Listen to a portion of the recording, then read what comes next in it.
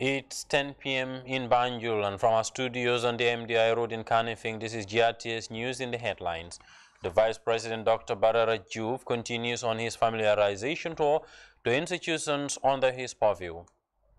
Baba Hydra, the son of the late Dida Hydra, testifies in the ongoing criminal trial of Bailo in Germany. Bloombank Africa Gambia Limited launches digital web and mobile banking platform to its customers. Away from home, the remains of independence hero Patrice Lumumba returns to Democratic Republic of Congo. China-Africa Peace Summit reaffirms commitment to tackling terrorism, human trafficking and cybersecurity. Well, these and much more coming on in the news with me, Momodou Njie.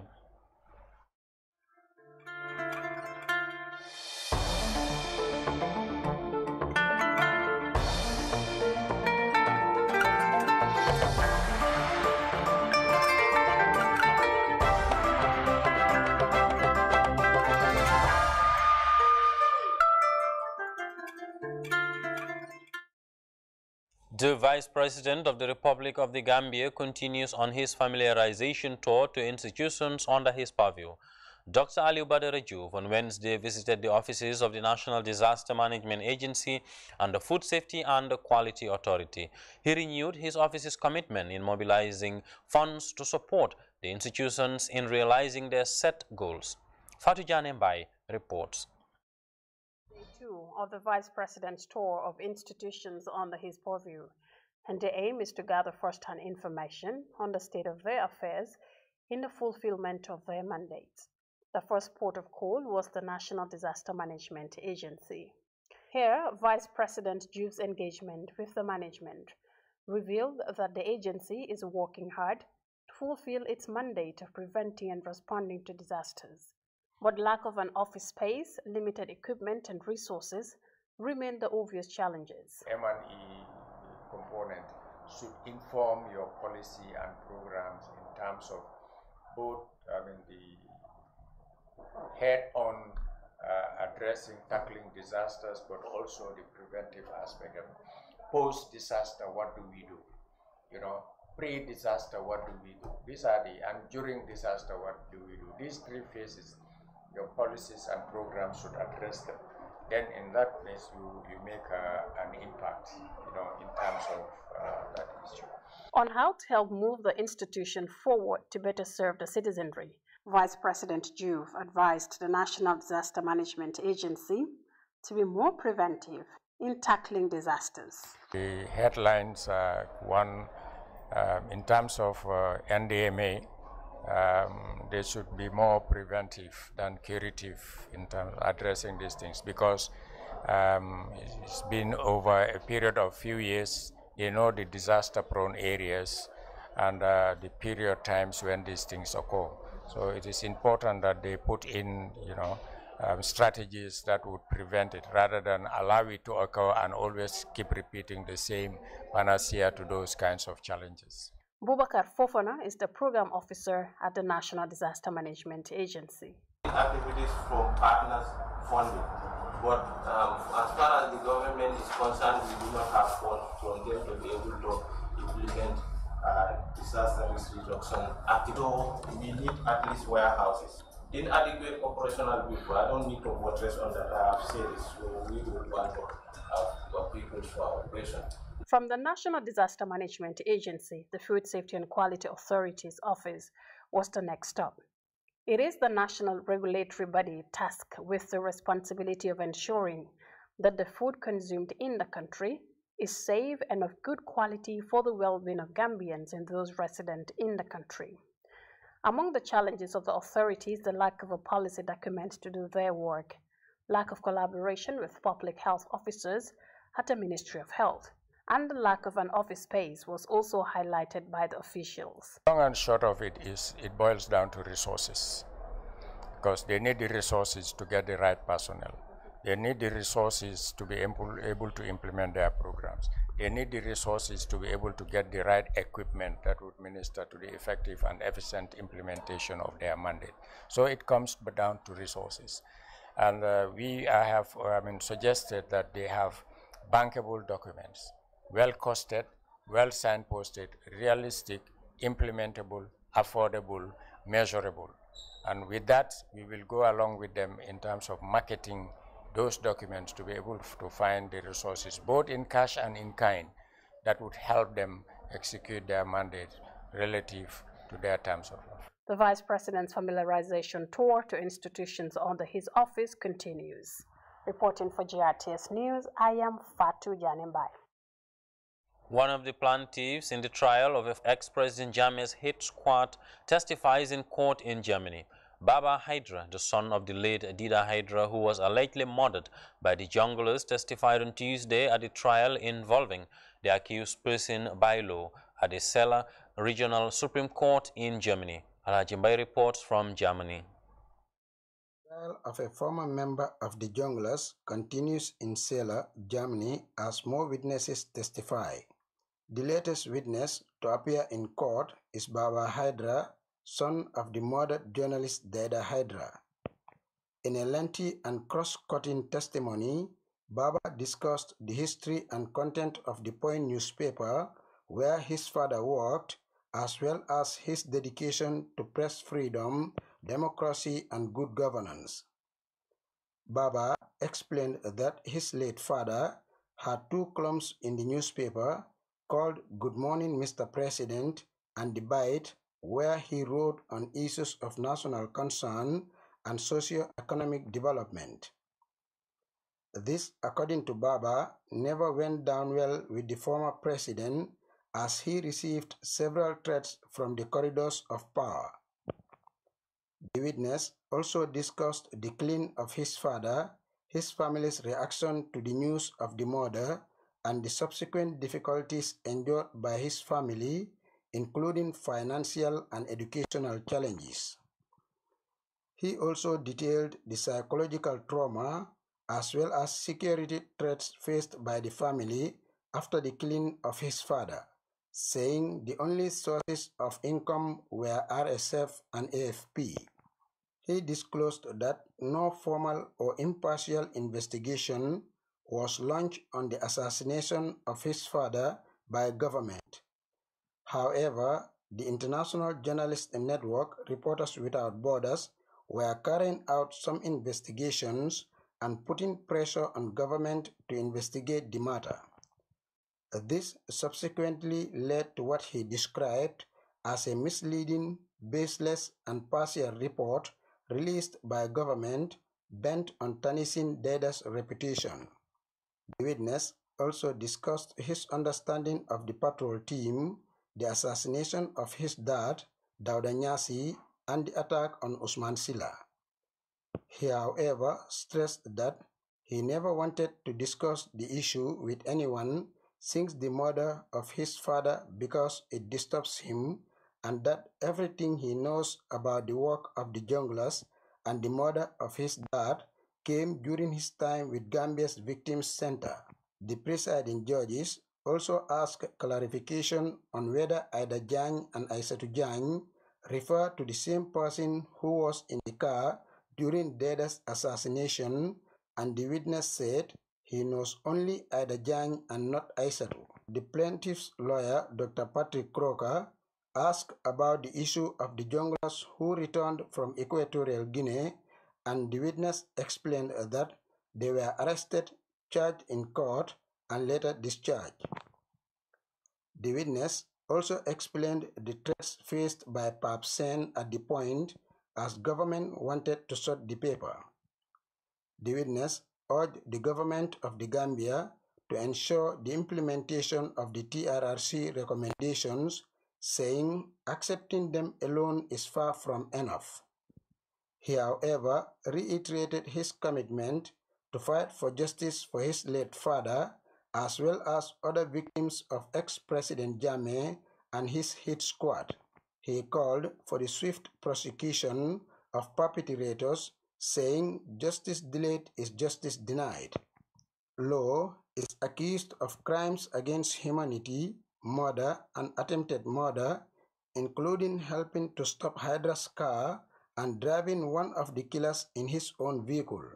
The father of four, late Dida Hydra, also worked as a Gambia correspondent for Reporters Without Borders and was considered as a doyen among journalists in the West African state. The court, presided by a panel of 5 judges, is adjourned to Thursday, 30th June 2022. Alaji Mbai, GRTS News, reporting from Celle, Germany. Alaji Mbai there reporting. Meanwhile, journalists and leaders from around the world converge at the German international TV Deutsche Welle to discuss global issues and better ways to shape the future of journalism. After 2 years, professionals have converged in Bonn, Germany at the World Conference Center for a similar gathering on Shaping Tomorrow Now. Fatou Eleke Moloshe reports live from Bonn in Germany. After 2 years, the Global Media Forum is back. The program brings together hundreds of journalists in an interdisciplinary approach to tackle current issues shaping the way journalists do their work in a changing world. This year's theme on Shaping Tomorrow Now comes at a time the world is going through a polycrisis, from the COVID-19 pandemic, wars and conflict, to imminent issues overlooked in the coverage of Africa. Experts in media, science and related disciplines share perspectives on journalism in war times, the difference between activism and journalism, climate change, to stories relevant to local realities. We're seeing interest fall off in conflicts around the world, DRC. We're seeing conflicts underreported. And certainly for my country, I won't speak for others, public interest helps drive policy. Participating journalists shared insights on the engagements and the importance of partaking in such a conference after 2 years of being apart. There was a lady who was speaking earlier in one of the sessions about how do you create that split? You are a citizen of a nation that is currently experiencing something very hurtful, very traumatic. How do you then separate and put yourself outside of the story when you actually are the story? It is your mother, it is your grandmother, your father, your cousins in a nearby town are being shelled and attacked, and all of these terrible things that we are reading about. So it's really good to position journalists as humans as well. I think that has been one of the great aspects that I'm enjoying, and I hope to learn and hear more. Most of these journalists come from countries affected by many issues dominating news coverage. It still does not solve the inequalities they face. This breeds the question of how news is covered and who is covering. How to draw a line between journalism and activism. So that was an interesting topic, and over there we learned how we can keep ourselves within the lines of journalism and still make a change and still play a part in shaping tomorrow now. We handle all the issues regardless of geography and regardless of gender or race equally.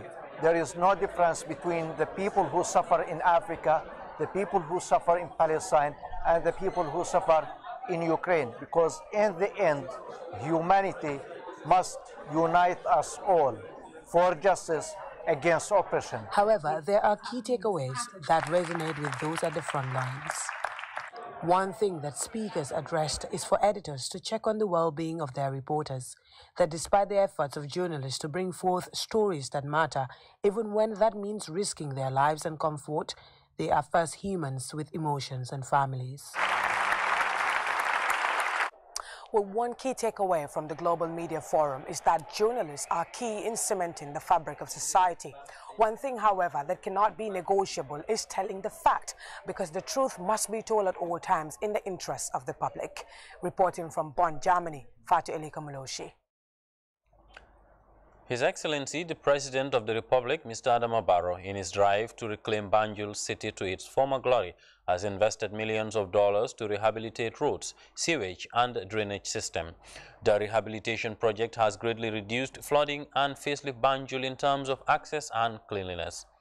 In light of this development, and as the rains begin, the National People's Party, NPP, under the visionary leadership of the Secretary General and Party leader, His Excellency President Adama Barrow, organizes a cleansing exercise dubbed Operation Clean Banjul, this Saturday, June 25th, 2022.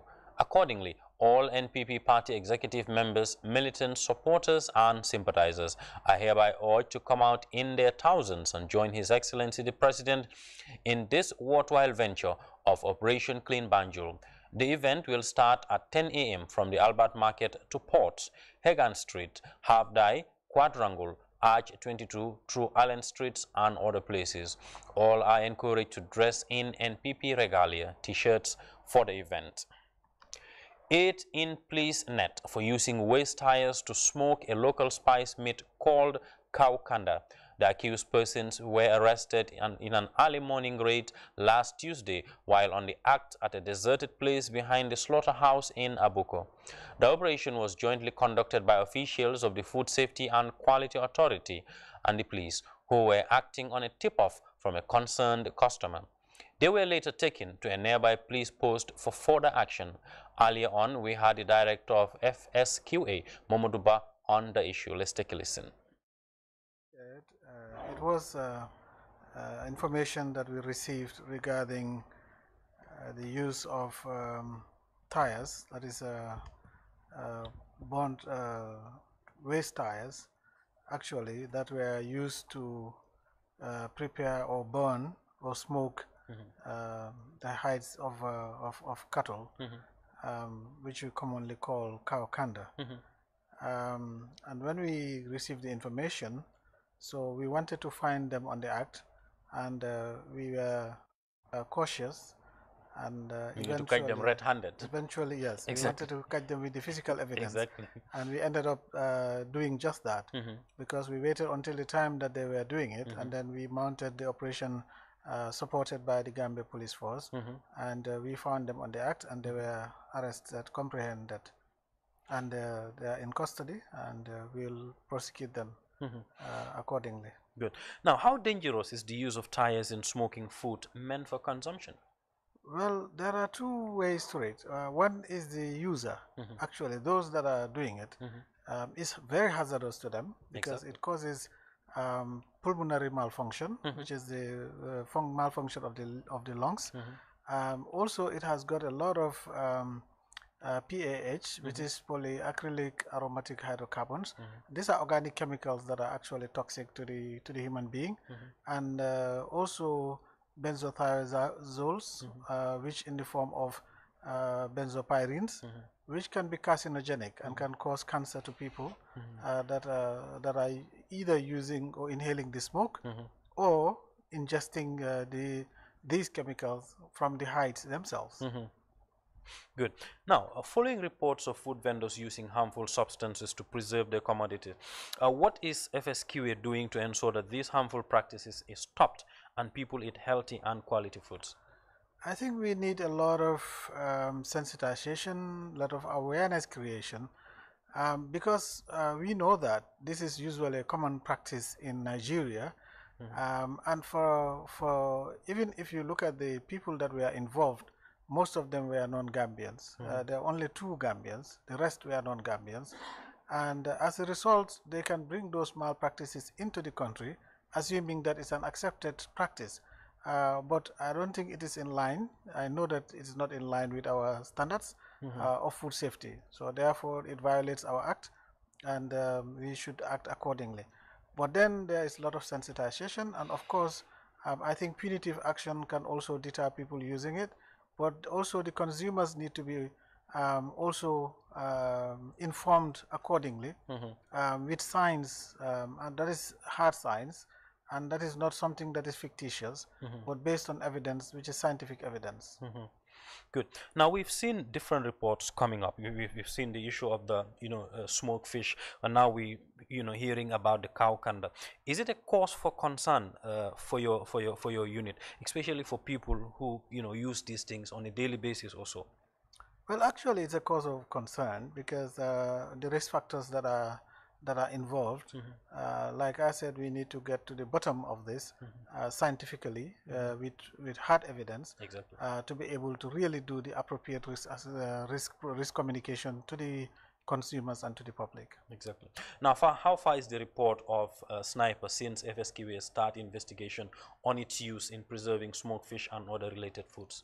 Well, an investigation was conducted, and in addition to the investigation, we were able to collect some samples of fish, that is both smoked fish and dried fish, because we assume that that's where it was alleged to be used.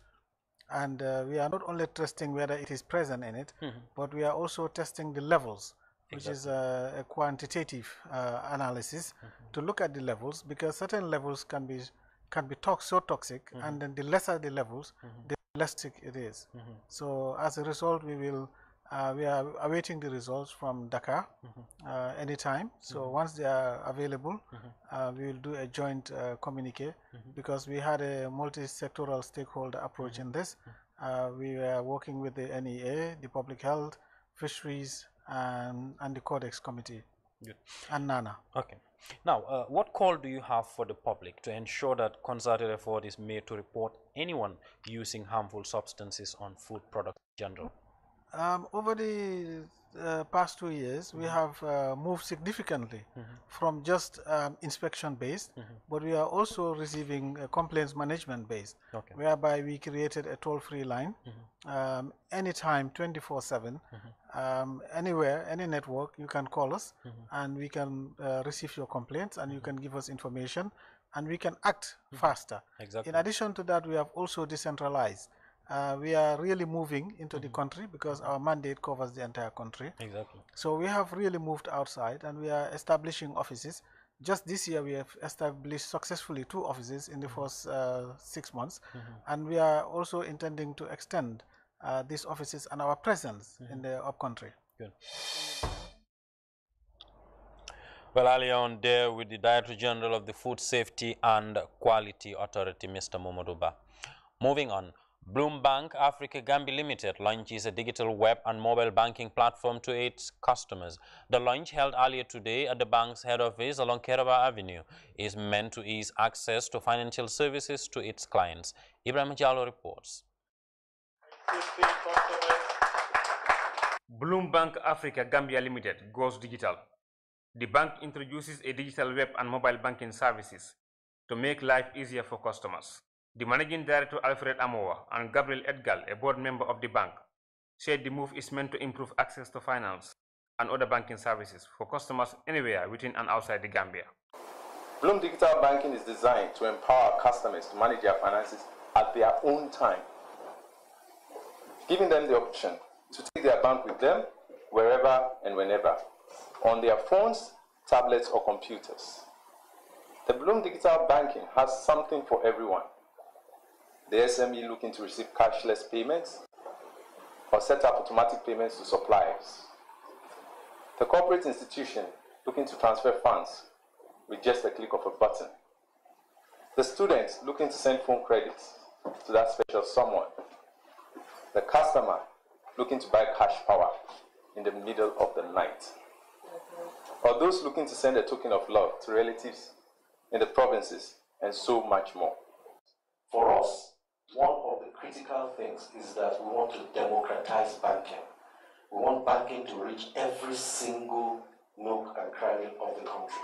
And we feel that the most potent and effective way to do it is to launch digital banking.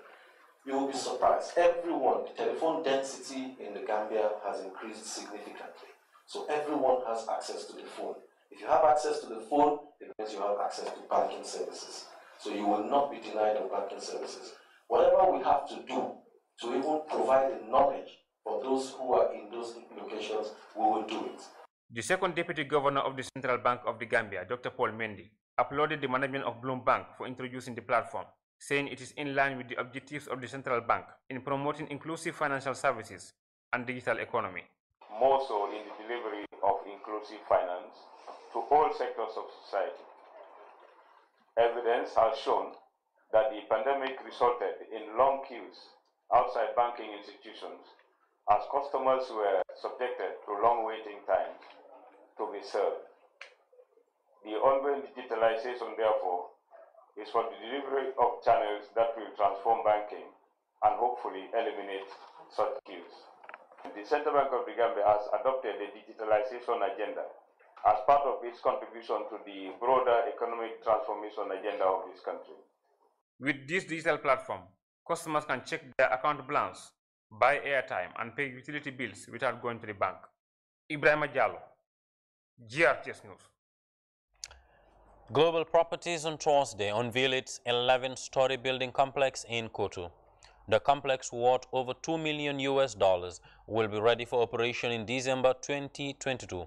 Janke Toure witnessed the ceremony at their main office along the Keraba Avenue, and she now tells us more. Global Properties is a housing estate agency incorporated in the Gambia in August 2007.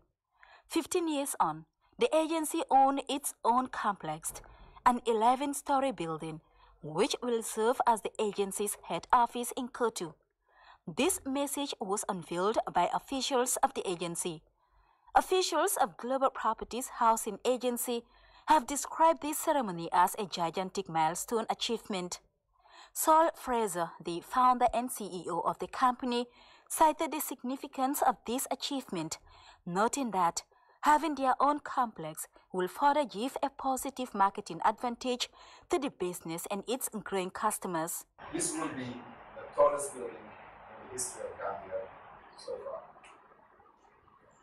This is a dream, obviously, and it has come true for us. Finally becoming a landlord after 15 years of being a tenant. Our patience, hard work, and determination has finally paid off. Our belief is that anything is possible in this world, and therefore we continue. As a household name in the country and beyond, the complex, he added, will serve the needs of its respected and prioritized customers. When I established this company 15 years ago, my objectives were driven by the need to enlarge the service sector within the real estate field. People needed services that will help them acquire properties for either ownership or rental. And as the years went on, we added various services addressing major demands of the real estate sector in Africa.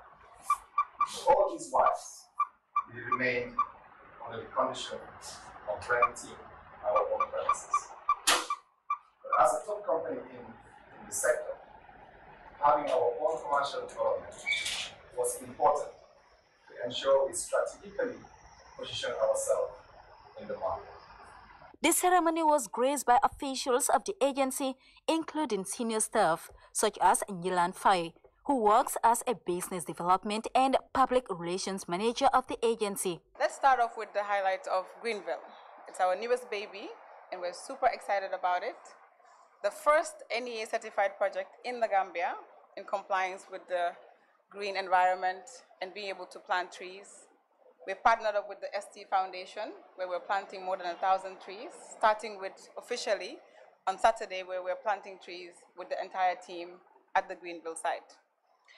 Now, Greenville is an opportunity where you can buy plots of land or a house right at the site. So with site and services provided, the infrastructure is already there. There's roads, there's water, there's electricity. So you can literally buy now and build tomorrow. There will be head office of Global Properties Housing Agency, worth over $2 million, according to officials, will be opened in December this year, where additional spaces will also be open for rental services. Janke Toure, GRTS News. Women Journalists Association of the Gambia on Wednesday organized a day-long capacity-building training for its members on the theme Empowering Women and Children Through Ethical Reporting. The convergence brought together members from both the print and electronic media in a bid to enhance their understanding on issues relating to women and children. Baba Silla has the details. Women and children issues remain a sensitive issue which requires censorship and ethical guidelines. The training, organized by Women Journalists Association in partnership with the Gambia Press Union, deems it necessary to enhance the capacity of the members in order to change the narrative through ethical and professional reporting.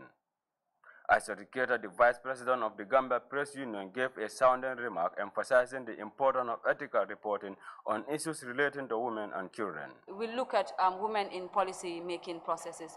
We've mostly seen women as people that are always on the back seat clapping for these political leaders. But is that actually what we want to report about women? No. But how much women are making? What change could women do when they are given that particular seat in question for them to also take part of development? So I think this training is quite very important. and which will also help you to look at the codes and ethics that actually governs you as far as you are reporting on this women and children issue. Whether what I am reporting is in line with what it's supposed to be, or not, whether it's not supposed to be. So we have to take note of all of these things, and whenever we're doing, let it be done responsibly in a manner that we don't be questioned about the reports that we do. The Executive Director, Network Against Gender-Based Violence, tasked participants to be serious with the training, as it will serve as a springboard in their crusade to ensure ethical and professional reporting. Women and children issues are very, very important issues that we cannot do away if we must develop as a nation. We must. Annette Kamara is the president of the Women Journalists Association. The focus is not about the number of rapes we have on a daily basis. The focus is not about the number of child abuse that happens on a daily basis or the child labor that happens on a daily basis. The focus is women reporting on issues that affect women and being able to report on issues that affect children. For we are custodians of the child, and every child comes from a home, and most especially we women can tell our stories better than anybody can tell the story for us. Kumbaba, a participant, shared her view with the state broadcaster on the significance of the training. This is a very paramount training for the first time, and it comes the earlier we needed it the most, because we have seen women issues in the country underreported, and children as well. And most of the time, some of these 1 or 2 issues that will be reported will be done by our male folk. So we see it to be very important and necessary for the second executive of the Women Journalists of the Gambia to take up the challenge and give this requisite knowledge and skills how to go about responsibly reporting in women and children issues. After the training, participants vowed to utilize the training to change the narrative when it comes to matters relating to women and children. Bawasila, GRTS. Students from 3 senior secondary schools are benefiting from a week-long STEM training on ICT. The training teaches students how to build robots, coding, and home security systems. As Louis Mendy reports, the computers at the school lab are fitted with a device called Asanka, making it possible for students to access the syllables, even in the absence of data. St. Joseph Senior Secondary School is on the path of that great future it is working towards in the promotion of STEM education.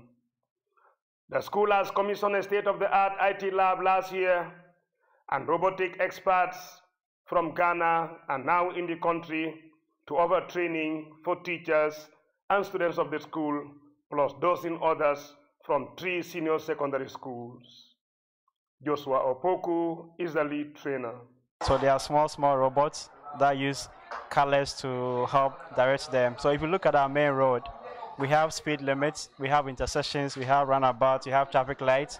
They're able to construct that road on a sheet of paper, and they use that instruction. So they can tell the robot to go speed limits, so they go slow. They can go fast because they're on highway. These are all learnings that are fun and interesting. ICT is the future, and Gambians need it, said Mr. Opoku. The only way to prepare the youths for Gambia is to make sure they have the right skills that they can help and use to solve Gambia's problems. We have kids coming from 3 schools, that's St. Joseph, Gambia High, and St. Augustine. They are building robots, they are developing apps, they are doing so many things in here. These are children that, let me say, in the next 5 years, they can compete internationally with other kids in the Western world developing robots or developing apps for the Gambia. The St. Joseph IT Lab model, the second of its kind in Africa, is achievable thanks to Sukai C, one of the alumni of the school. I had friends who is a president of Helping Africa Foundation, and they offered to help us build an ICT lab in Banjul. So they offered it to me, and I picked my alma mater, St. Joseph High School. We have 3 labs, 2 edu labs that have 54 computers, and also this lab that we are signing is the robotics lab. So we commissioned this last year, July, and we are back again doing the training because there's a device that is called the Asanka device. So I was able to convince them to incorporate the curriculum, the syllabus of the Gambia. So they have done that, and they're here to train the teachers, students, and I also extended the other Ministry of Education curriculum department. I also extended the invitation, so they're also here part of the training. One beauty about this IT lab is that a small device called Asanka is planted in the computers. It has the Gambian education syllabus, making it possible for students to access videos, pass examination questions and exercises, even in the absence of data. Asanka is a content that you don't need Wi-Fi, you don't need internet to use it, and also the fact that the syllabus is incorporated into it is phenomenal, because you don't have to worry about the kids carrying heavy books from kilometers to the school. Now they have it inside this Asanka that is just, they can use it too. Now they have the wall at their fingertips. The Asanka device provides a perfect opportunity for examination class students in their quest for excellence in external examinations. For example, like there's a program where you have all these past question papers. So you just go and you can train yourself. You answer questions by yourself, and it's automatic. When you answer, the answer is marked, and you have your score at the spot. Mariama Toure, a student from the Gambia Senior Secondary School, is one of those benefiting from the training. It is very, very interesting, and the experience is very exciting because it will give us a lot of opportunities. Like right now, we see the world, the art is going further to technology, and it's developing us. And as St. Joseph strives to consolidate its identity and to strengthen its educational quality, Sukaisi is optimistic that the results are not far-fetched, as the school alumni always have so much to give, and one of them is the IT lab, the Emoranza model. Plenty to give, all of us here. Louis Mendy, GRTS. The report by Louis Mendy wraps up this edition of the news. Before we take leave of you, a quick look at our top stories once again. The Vice President, Dr. Alieu Badara Diouf, continues on his familiarization tour to institutions under his purview. Baba Haidara, the son of the late Dida Haidara, has testified in the ongoing criminal trial of Bailo in Germany. Bloombank Africa Gambia Limited today launched digital web and mobile banking platform to its customers. Away from home, the remains of independence hero Patrice Lumumba returned to Democratic Republic of Congo. China-Africa Peace Summit has reaffirmed commitment to tackling terrorism, human trafficking and cybersecurity. Well, that does it for this edition of tonight's bulletin, and do have a pleasant morning. Bye.